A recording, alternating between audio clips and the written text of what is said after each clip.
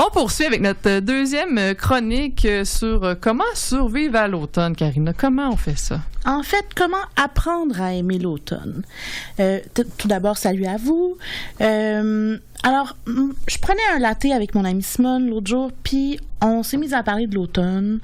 Et là, moi, l'automne, c'est ma saison préférée, du début à la fin. Mais elle me partageait que son défi, c'était d'apprendre à aimer tous les moments de l'année et que, typiquement, le mois de novembre, elle trouve ça plus tough.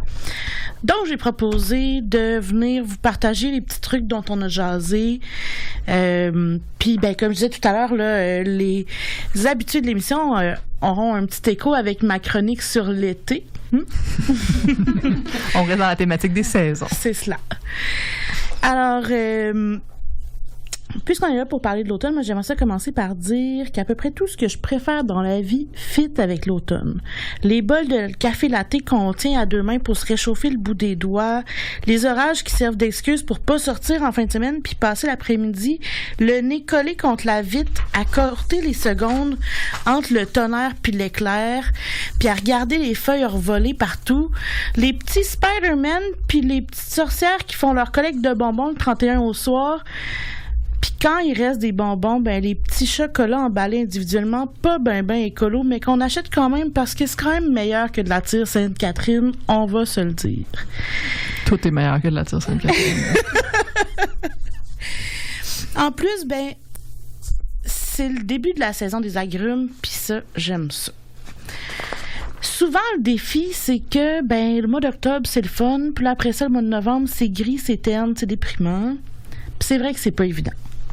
À mon avis, pour arriver à passer à travers puis à aimer ça, il faut faire le plein, il faut faire des réserves de soleil, en profiter pour jouer dehors le plus possible, aller aux courges, cueillir des pommes, s'installer un coin doux chez soi, dans sa maison au soleil pour pouvoir s'emmitoufler puis se reposer quand que ça ne nous tente pas trop de sortir.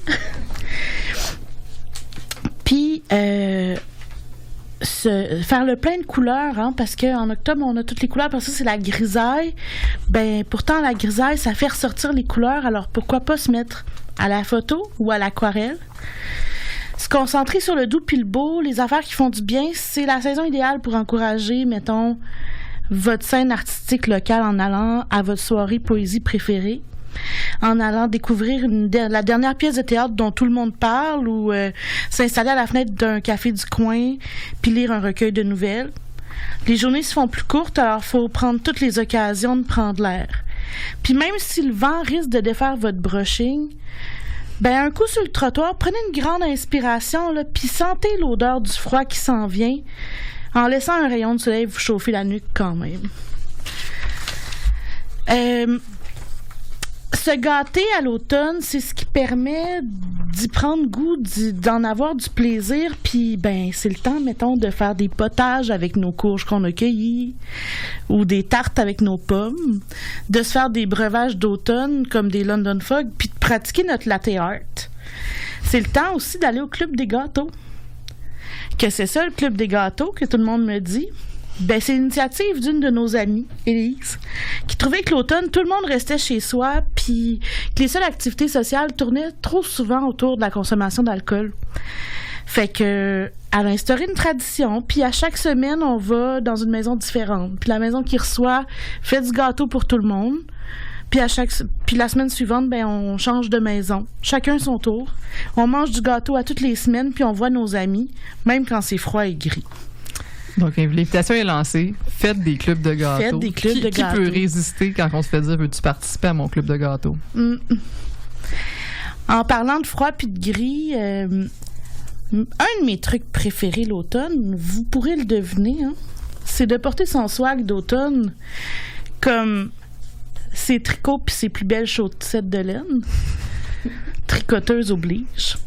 En plus, on peut faire fitter notre tuque avec notre jupe puis porter des foulards tellement longs qu'on a l'impression d'être en doudou toute la journée. C'est le meilleur moment pour impressionner les enfants de notre entourage aussi, en montrant nos skills de cours d'école, puis en transformant nos petits gants magiques en lapins. L'automne, c'est parfait pour s'arracher le cœur. Tu mets ta toune préf, puis tu goûtes la mélancolie. Tu la savoures. C'est correct de ralentir le rythme, de se concentrer sur ce qui nous fait du bien, puis quand rien le fait, ben de se permettre d'errer là où c'est plus sombre, sans complexe puis sans gêne. Quand même, si ça va vraiment pas, on n'hésite pas à demander de l'aide. Il y a des ressources vraiment hautes qui sont là pour nous. Puis quand c'est plus poétique de s'arracher le cœur, ben on a besoin d'un petit coup de main. Ben, merci Karina pour cette petite douceur pour essayer, pour certains et certaines, pour qui c'est plus difficile de passer à travers l'automne. Donc voilà, plein de petits trucs. Puis sinon, ben la dépression saisonnière, ça existe et il y a de l'aide. Donc voilà, allez-y selon vos besoins.